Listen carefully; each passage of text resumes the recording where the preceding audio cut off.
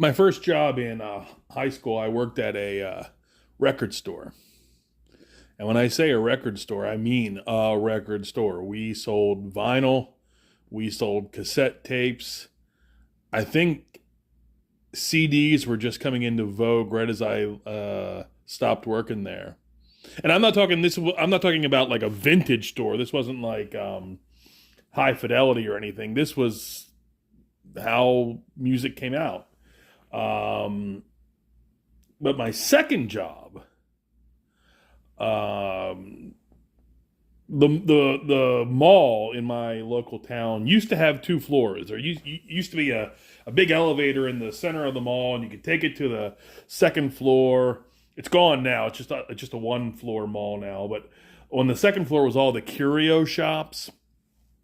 It's where you could buy. They had a magic shop up there, for stage magicians and hobby shops, and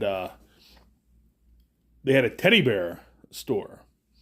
And over Christmas in 12th grade, I worked at the teddy bear shop. I more or less got the job. I was dating the owner's daughter, and she put a good word in for me with her mom. And her mom was looking for seasonal help, so I got the job. I can still, 40 years later, remember the brand names of some teddy bears. There's Stife and Gund. Those are the only two I remember offhand. It's 40 years ago. But I didn't find out until I got the job that she wasn't looking for regular retail work. She wasn't looking, for someone to work the register. Um, she had a Santa bear costume, and my gig was to walk around the main part of the mall and kind of dance around and make little funny movements and kind of attract the attention of kids and say, hey, if you like Santa Bear, you ought to go upstairs to the teddy bear store and make your parents spend some money on you. And I learned real quick why whenever you see like a character in a outfit at like Disney World or Six Flags or whatever, you always see a handler with them. And the reason for that is because for the most part, your vision is virtually nothing. In the case of the teddy bear or the Santa bear, he had a mouth. He had a hole in the mask where his mouth was, and that's what you looked through. So your peripheral vision is non-existent. There's you got someone who's walking with you whose sole job, well, they have two jobs. One is to sort of whisper in your ear, there's a kid at 3 o'clock. There's a kid at 9 o'clock. And then the other job is to sort of run interference if a bunch of teenagers start womping on you. If someone comes up and tries to steal your head or something. Of course, now that I'm older and I've seen Matlock, I know how to deal with teenagers. You just get Matlock involved, and he'll show those young punks. But at the time, you need your handler. Also, it was a big, like a 30-pound styrofoam head, and it was so friggin' hot.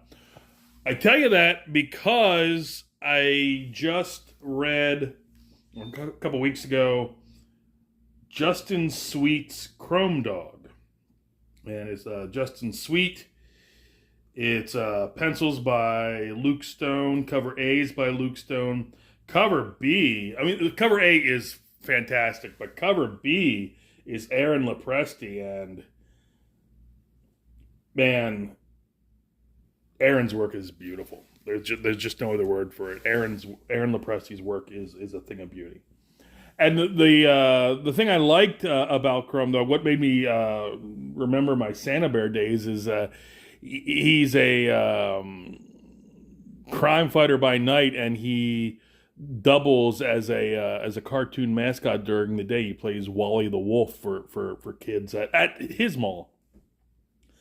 And I don't think I'm spoiling anything when I tell you that we open with him at his day job, and then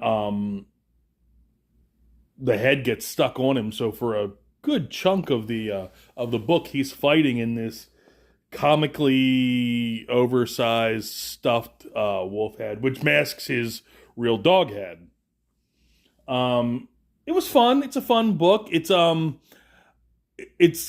got kind of an adult storyline. They again, I don't want to ruin anything for those who haven't read it, but there's a looks like it's a trafficking storyline.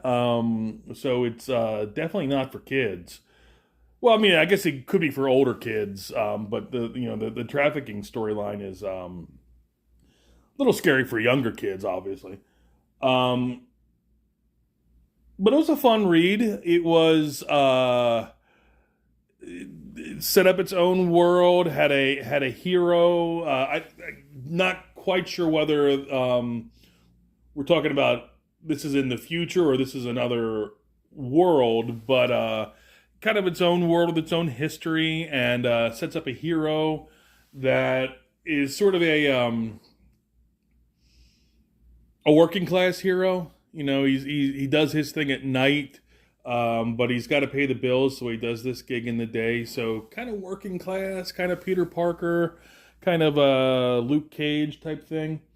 Um, really fun read. So if you get a chance, I don't know. It's been a while since I backed this, and so I don't know if it's still available. Although it's an Arrow comic, and I know Eric Comics has an online catalog, so you can probably still get it off their website. But if you get a chance, uh, pick up Chrome Dog. Pick up both covers. Pick up both covers if you can, because the Luke Stone cover is really really good.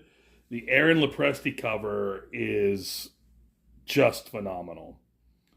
And as always, try to beat the heat because it's not getting any cooler out. This has been Tom Tuttle.